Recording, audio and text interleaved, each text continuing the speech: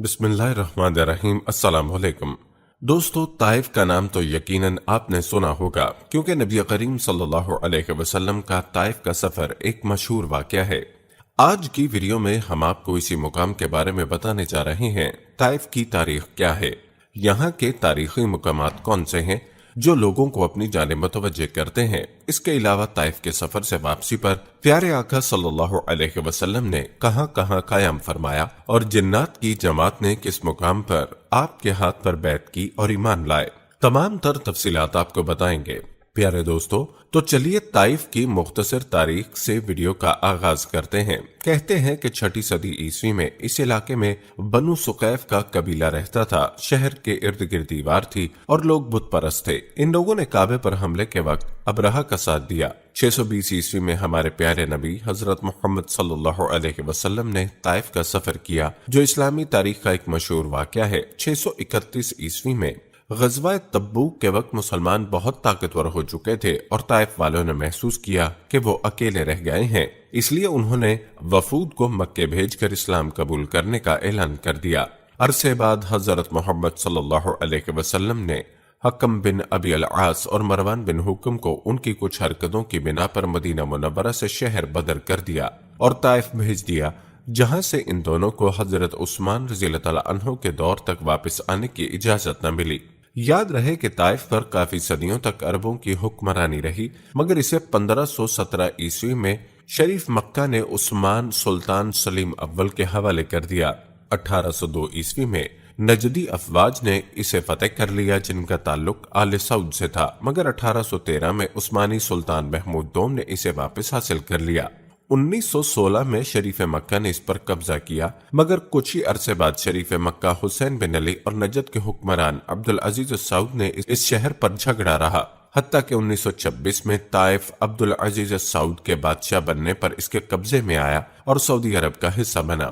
پیارے دوستو، سعودی عرب کے اس تاریخی شہر یعنی طائف کو تاریخی محلات اور قلعوں کا شہر قرار دیا جاتا ہے۔ زمانہ قدیم میں طائف میں لگنے والے عکاظ میلے کے دوران بھی لوگ چوک در چوک اس شہر میں آتے تھے۔ زمانہ جاہلیت میں حج کی غرض سے مکے آنے والے زائرین طائف کا بھی رخ کرتے۔ یہ سلسلہ آج بھی جاری و ساری ہے۔ طائف شہر میں موجود تاریخی محلات اور پرانی عمارتیں سیاحوں کو اپنی طرف کھینچنے کا ایک بڑا سبب ہیں۔ طائف میں قدیم اور جدید فن تعمیر کے نمونے ایک ساتھ دیکھنے کو ملتے ہیں۔ یہی وجہ ہے کہ اسے فن تعمیر کے میدان میں جدید و قدیم کا امتزاج سمجھا جاتا ہے۔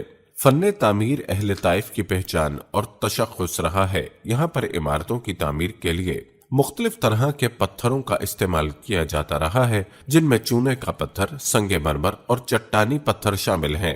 یہاں پر آپ کو حجازی اور اسلامی طرز کی عمارتیں بھی بکثرت ملیں گی۔ تو چلیے آپ کو طائف میں موجود محلات کے بارے میں بتاتے ہیں۔ پیارے دوستو، جبرۃ المخزومیہ طائف میں موجود پرانا محل سمجھا جاتا ہے۔ یہ محل خلافت بنو امیہ کے دور میں 114 ہجری میں تعمیر کیا گیا اور اسے جبر المخزومیہ کے نام دیا گیا۔ یہ 3 منزلہ محل ہے جس کے سامنے ایک بڑا صحن ہے۔ اس کے اطراف میں کئی باغات اور کھیت ہیں جو کہ شان و شوکت میں مزید اضافہ کرتے ہیں۔ کہا جاتا ہے کہ جبرۃ المخزومیہ محل کی 1 سے زائد بار مرمت کی گئی۔ اس کے اندرونی مقامات میں نقوش بنائے گئے اور سنگ مرمر کا استعمال کیا گیا۔ ان نقوش میں اسلامی دور کی عکاسی کی گئی ہے۔ دوستو، طائف میں واقع تاریخی محلات میں ایک محل شبرا کہلاتا ہے۔ اسے طائف شہر کا چہرہ بھی قرار دیا جاتا ہے۔ یہ محل بھی اسلامی فن تعمیر کا ایک شاہکار ہے۔ اس کی تعمیر کے دوران اس کو حجازی اور رواشین اور رومن طرز کے نقوش سے سجایا گیا۔ شبرا محل 4 منزلہ عمارت ہے جس میں 150 کمرے ہیں۔ سن 1995 میں اس محل کو ثقافتی میوزیم میں تبدیل کر دیا گیا۔ اس میں موجود قدیم زرعی آلات، تعمیرات کے لیے استعمال ہونے والے آلات، تیل نکالنے والے آلات اور قدیم جنگی آلات کے نمونے محفوظ کیے گئے۔ سعودی مملکت کے بانی شاہ عبدالعزیز آل سعود نے بھی متعدد بار اس محل کو شرف بازیابی بخشی۔ طائف کا ایک اور محل برقہ خرابہ ہے۔ طائف کے تاریخی مقامات اور محلات میں قصر الخرابہ کا ذکر نہ کرنا ایک اہم تاریخی مقام کو فراموش کرنے کے مترادف ہوگا۔ یہ محل طائف شہر کے شمال میں واقع ہے۔ اس کے قریب زبیدہ کا کنواں واقع ہے جہاں سے پانی کی 50 نالیاں نکالی گئی ہیں۔ کہتے ہیں کہ پرانے زمانے میں یہاں سے عراق کے حجاج کرام حجاز مقدس میں داخل ہوتے تھے، اور یہ بھی کہا جاتا ہے کہ یہ محل خلیفہ ہارون الرشید کے دور میں بنایا گیا۔ دوسری صدی ہجری میں عین زبیدہ یعنی زبیدہ کا کنواں بنایا گیا۔ یہ کنواں ہارون الرشید کی بیوی زبیدہ کے حکم سے کھودا گیا تھا، اس لیے اس کو زبیدہ کا کنواں کہا جاتا ہے۔ اس محل کی دیواروں پر دور جاہلیت کے شاعروں کے اشعار بھی کندہ کیے گئے ہیں، جو آج بھی دیکھنے والوں کو سینکڑوں سال پیچھے لے جاتے ہیں۔ پیارے دوستو، یہ تھا تذکرہ طائف کے تاریخی محلات کا۔ اب آپ کو نبی کریم صلی اللہ علیہ وسلم کے سفر اور ان مقامات کے بارے میں بھی بتاتے ہیں جہاں آپ نے اس سفر کے دوران قیام فرمایا، لہذا ویڈیو کو سکپ مت کیجیے۔ یاد رہے کہ قریش مکہ کی جانب سے اسلام کی دعوت کو ٹھکرانے اور اس کی راہ میں رکاوٹیں حائل کرنے کے بعد پیغمبر آخر الزماں حضرت محمد صلی اللہ علیہ وسلم نے مکے کے علاوہ دیگر مقامات میں دعوت دین حق پھیلانے پر غور کیا، اور اس مقصد کے لیے ان کا پہلا انتخاب مکے کا قریبی شہر طائف تھا۔ آپ صلی اللہ علیہ وسلم نے بعثت کے 10ویں سال طائف کا سفر کیا، جو سفر طائف کہلاتا ہے۔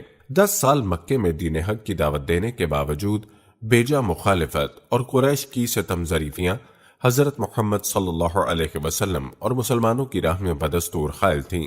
آپ صلی اللہ علیہ وسلم کو اس بات کا بخوبی علم تھا کہ قریش جو مدت سے شرک اور بت پرستی کے قائل تھے، اتنی جلدی پیغام حق قبول نہیں کر سکتے۔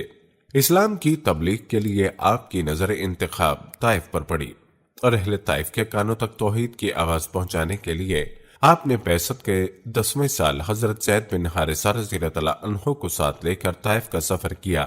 پیارے دوستو، طائف مکہ سے 50 میل کے فاصلے پر مشرق کی طرف ایک پہاڑی علاقہ ہے، لیکن ان تک جب دعوت توحید پہنچی تو اہل مکہ کی طرح وہ بھی نہ صرف اس نئے دین کو قبول کرنے پر تیار نہ ہوئے، بلکہ آپ کے ساتھ نازیبا سلوک کرنے میں قریش سے بھی 2 قدم آگے نکل گئے۔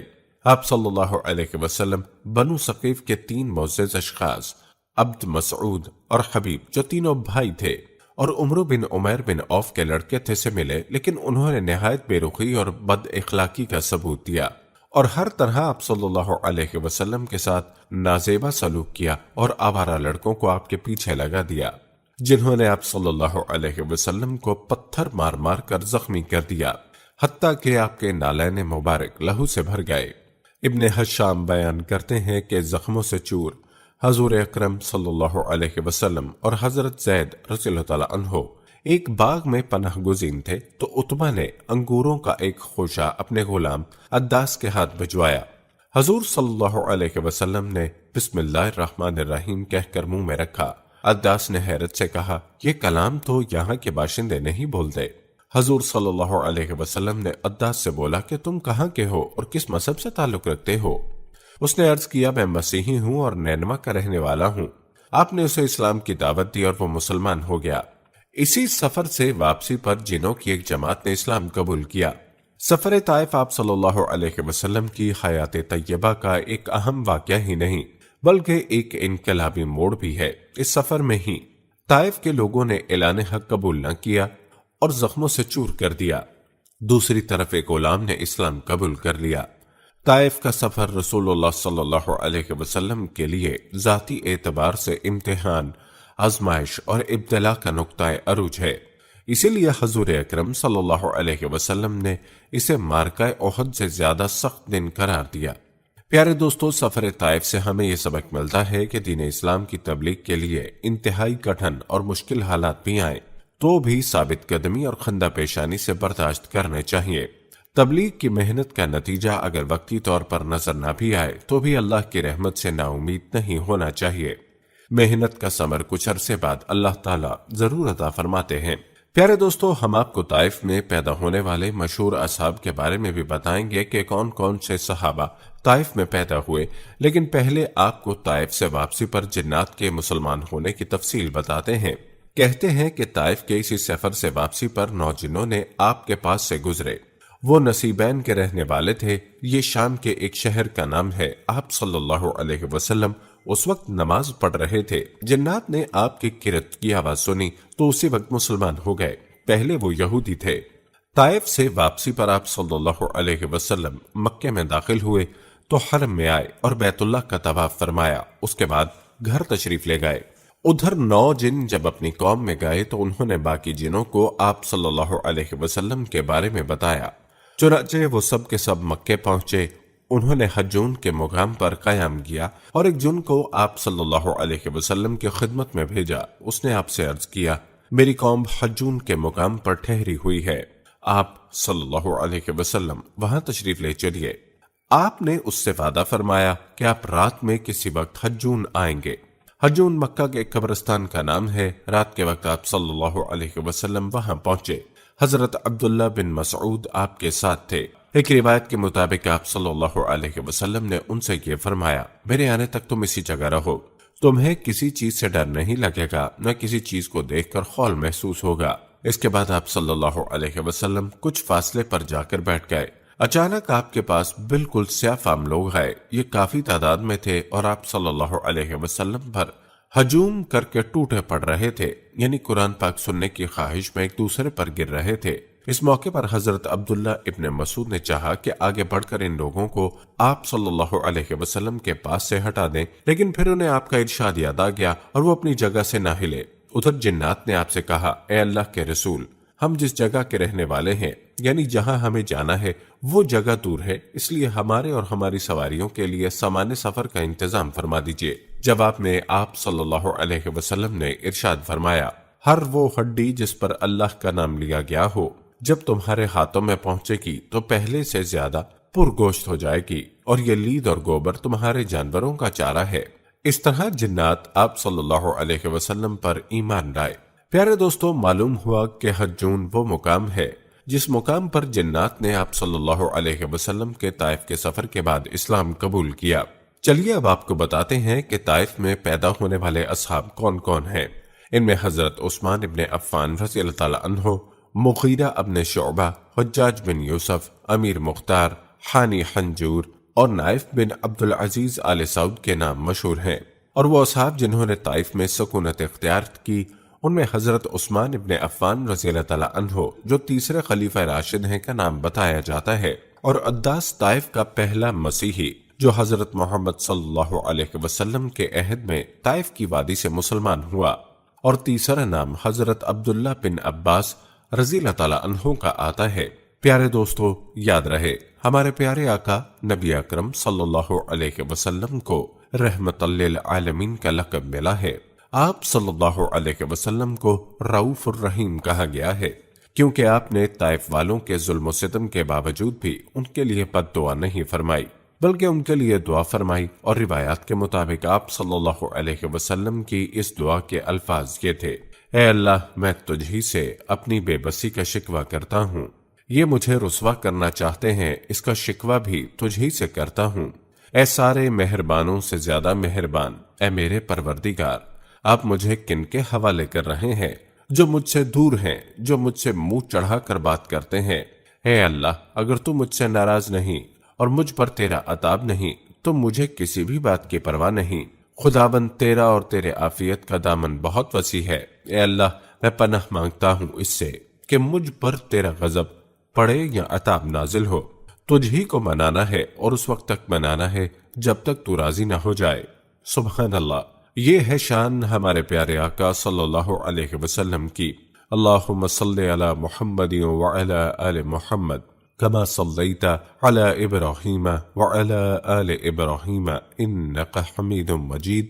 اللہم بارک علی محمد وعلی آل محمد کما بارکت علی ابراہیم وعلی آل ابراہیم انک حمید مجید۔ پیارے دوستو، کمنٹ میں ایک بار درود پاک پڑھ کر ویڈیو کو شیئر کر دیجئے۔ پیارے دوستو، ہم یہ امید کرتے ہیں کہ آپ کو ہماری آج کی یہ ویڈیو ضرور پسند آئی ہوگی۔ اگر آپ کو ہماری آج کی یہ ویڈیو پسند آئی ہے تو سب سے پہلے اس کو لائک کریں اور اپنی رائے کا اظہار کمنٹ سیکشن میں لازمی کریں۔ آخر میں آپ سے ایک بار پھر درخواست ہے کہ آپ ہمارے چینل سما وائس کو ضرور سبسکرائب کر لیں اور ساتھ ہی لگے گھنٹی کے بٹن کو بھی کلک کریں تاکہ آپ کے پاس ہماری آنے والی مزید ویڈیوز کا نوٹیفیکیشن بر وقت ملتا رہے۔ اللہ تعالیٰ آپ کو اپنی حفظ و امان میں رکھے، آمین۔